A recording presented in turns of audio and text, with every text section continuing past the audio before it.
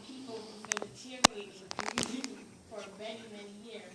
So I feel like there's guys in the community, girls, men and women in the community who've been going after the good people in our community, and they're still out here, and they're doing crazy stuff, and we're not hearing, we're not, well, where I've come into contact with patrol officers and the protective department who have so much information and kind of want to see where to be able to put it on, and kind of don't feel like they could move it up the ladder. I've called and been like, well, why don't you call the state police? Like, you know what I mean? Maybe it's not something that a patrol officer can pull them over for, and it needs a bigger investigation. Like, how do we do get a lot of phone calls here, and what happens is people in their communities get frustrated with their own police departments because what happens is we have a complaint and we feel it's not being followed up on. And it doesn't happen, of course it happens, we know that. They get tired of their police department, but police departments don't want that to happen either. I work for a local police department and the state police. And what we have to do is police departments like to police their neighbors. If you just, we get a lot of calls from people that say, hey, look, Coventry's not doing their job. Can you guys please do this for me?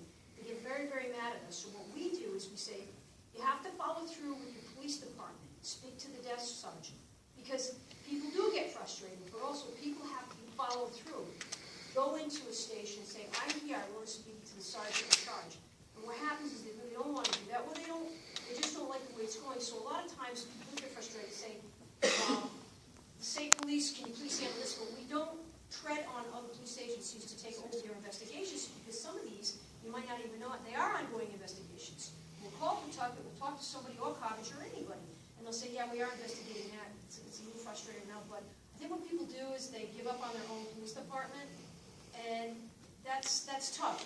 When they say they don't know what to do anymore, they're not getting the right instruction, we refer them to the Attorney General's office, and the Attorney General has contacted other police agencies before to have them continue on cases, but it doesn't happen a lot. You really have to stay focused. I have many friends, I've been a police officer for nearly 40 years on all agencies, but we know that you can get frustrated because you're a young man or a young woman or somebody who might be new. They might not be following through quite the same way. That's why there's a sergeant on duty. That's why you do follow through. And you never stop until you go above a sergeant. Is it right to have to jump through hoops? Not really. But you shouldn't give up, because what happens is then you say, forget Pawtucket or Lincoln, we want to go to the state police, and we say, we're sorry, we can't help you with that. So it's not a matter of not working together. We usually give a phone call, but it's kind of a lack of communication here. It's not a perfect system. Can I just say this one last thing? I'm glad it's over. But if somebody has a restraining order, and you have pictures, you have dates, you have time, shouldn't that person be arrested? You have to follow through, again, you have to follow through with the police department. That's what I'm talking about, the police department. Right, but there's civil restraining orders and there's criminal restraining orders. If you are having a fight with your neighbor because your neighbor throws trash in your yard, and then you've got a restraining order, and then you go and do a police report, and then it has to go back to court again. Whereas if you have a domestic situation where you're involved, and I was assaulted by my boyfriend, girlfriend, whoever, there's a restraining order, now they violate that restraining order, now they can go to jail. So that's the problem. I mean, it depends what the restraining order is for. The restraining order was for them to stay away. The restraining order, it was all said and done. For restraining order, still have it for them to stay away. They don't stay away, and now we call you because now I have this paperwork, which I still carry with me to this day, for them to stay away. And I call you and say, okay, they're violating, and you don't do anything. What is the person supposed to do? You know what? Call I me did that tomorrow, too. and we'll look over your whole case. We'll sit down and we'll talk. And maybe I can explain to you what we did, what we didn't do. And if we didn't do something, then I'll make sure we do it in the future. There you go. But you give me a call tomorrow morning, police station, extension 714. We'll set some time up. It's convenient for you. We'll sit down. All right. Okay? Sounds good. Just like anybody else? You got a chance. I just want to get on the say everything. Hi, I'm Richard Wayne Garganta, community activist. This ties into several questions that have come up. When a citizen is exercising their constitutional right to not answer a question or to not supply an ID under the appropriate circumstance, why are they usually punished with an attitude? And what would you say to any of these recruits that you find have an attitude about a citizen that exercises their constitutional right? They may not want to answer the question, where have you been? Where are you going?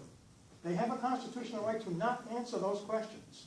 And when they exercise that right, they are consistently met with an escalation or an attitude, which results in a lot of problems. Your response would be? My response is, I mean, I disagree with your premise that they're consistently met with an attitude. You would say, hey, chief, you're meeting me with an attitude right now, answering my question.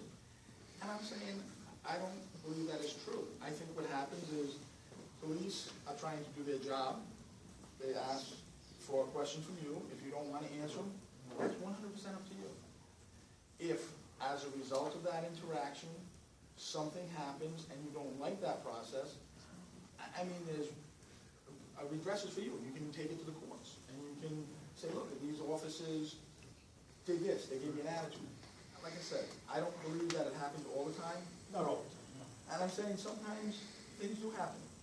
And I will say this, in our police department, our number one complaint is not false arrest, not brutality. It's that sometimes the officers were rude. And sometimes they do come off as rude because they're trying not to say too much. They're just trying to get the facts out. And people perceive that as being rude. And, I mean, Mary's called me a lot of times, hey, listen, this guy was a little bit rude. And we talk, and we try to get them